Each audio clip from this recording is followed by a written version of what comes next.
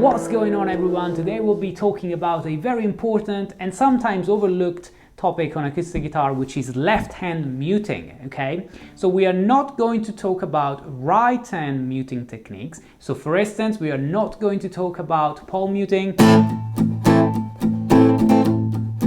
this kind of thing, especially if you play power chords and rock, acoustic rock.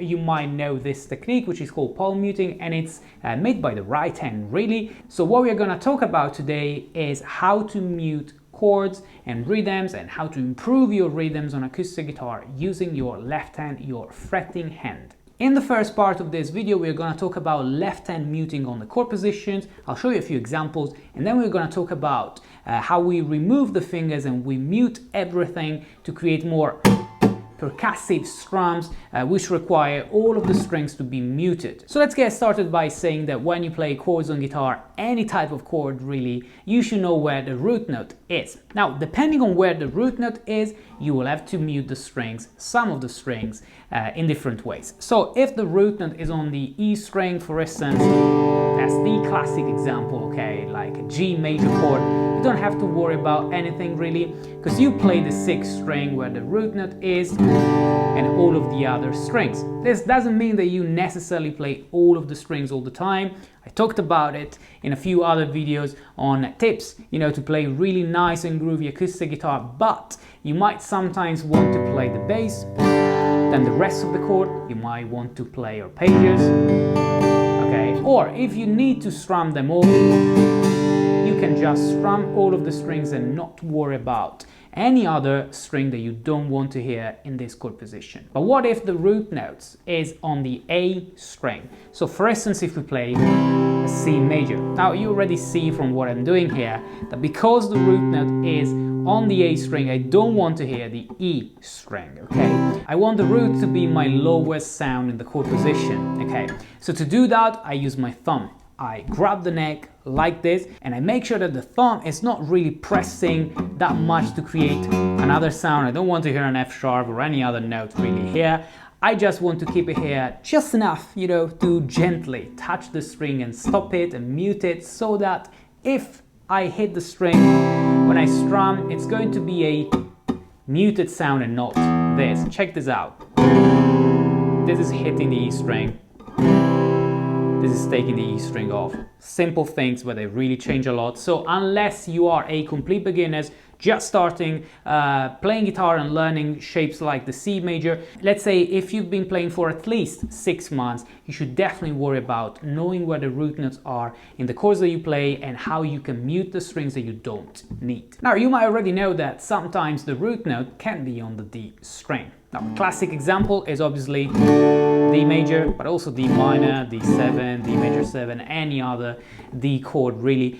But why not including in this list also an F major triad played like that, 3 notes, and then muting the first string, or keeping it open if you like an F major 7, okay, or any kind of shape that you like to move, which has, again, the root on the D string, okay? Every time you do something like that, there are now 2 strings that you don't want to hear in the chords, that you play the E string and the A string. So what do you do? Again, the technique is the same. You're gonna use your thumb to mute them, okay?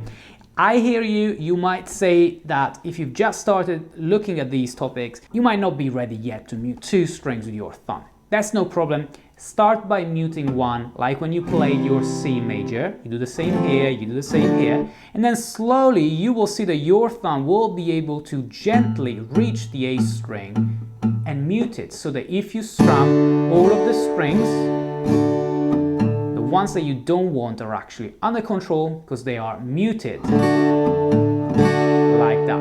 Check this out again. D major without muting anything. Lots of noise in the low end, and if I mute those 2 strings, and again I'm strumming all of the strings, we've cleaned everything, okay? Same on F major 7, G at 6, A minor, wherever you like it really, okay?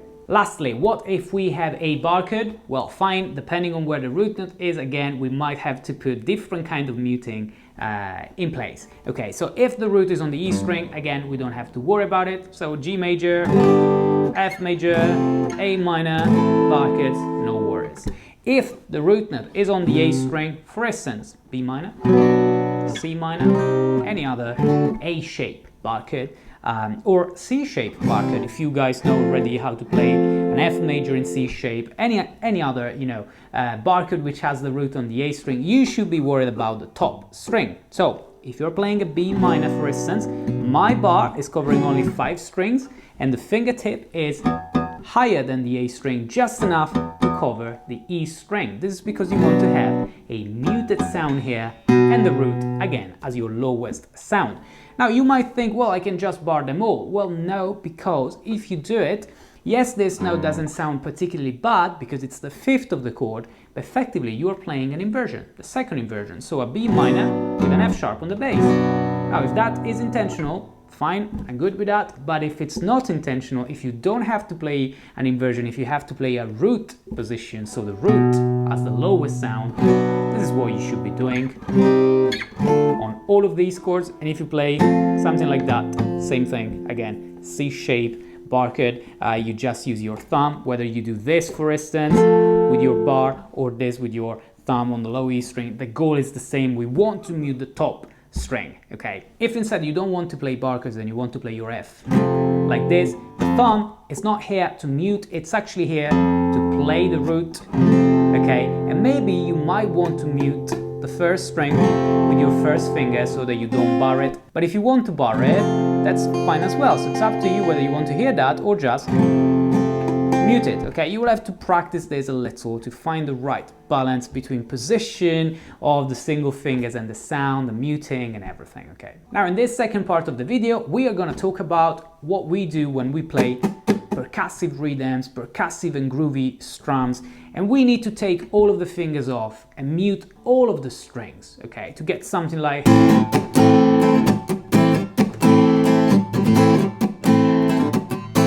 want to be groovy, really, okay? So what do we do? Well, depending on the chord that you're going to play, on which fingers you're using, you will have to do little adjustments. So if I'm playing something which, for instance, doesn't involve the little finger, okay? So if my pinky is free, so if I play an A minor, okay, if I play an E minor, you might have seen me already doing tricks like this, okay? You might have seen a lot of people doing this, really. I'm not playing anything with my pinky, okay? I'm just using a finger which is now free to mute all of the strings, and in this way I remove the pressure from the other fingers, okay? So that I can, you know, play something which is just a ghost note, a muted chaka sound, okay, which is very groovy, but I don't lose the position, so that if I have to continue playing the same chord, I would just have to press back with my left hand fingers and I'm good to go.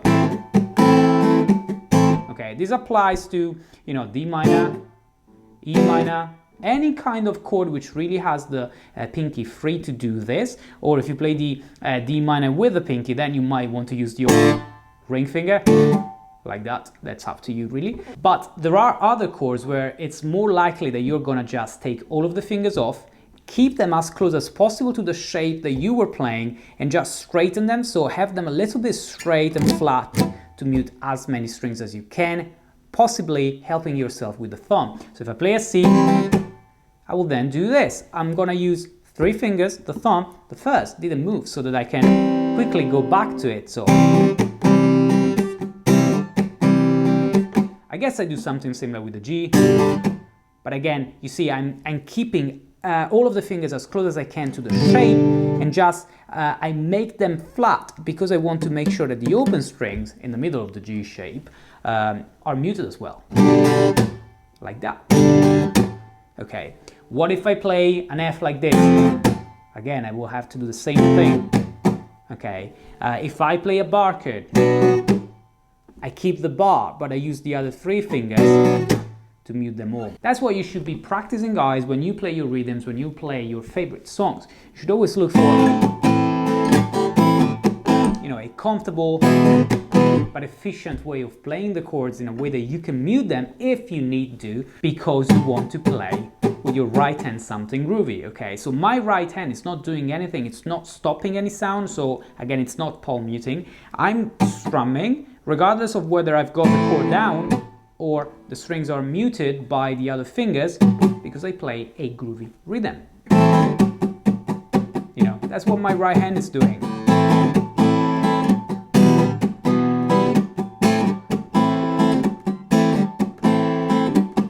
Okay, because like I said in another video, you can check it out on my channel, we have to play drums with the right hand on guitar. Right guys, that's all for this quick lesson. I leave you to your practice as always. If you enjoyed this lesson, please remember to hit the like button. That will support this channel really a lot. And if you want to support this channel even more, think about becoming a Patreon. You'll find the link in the description below. Thanks for watching this video guys. The Bearded Guitarist here. Have a great day.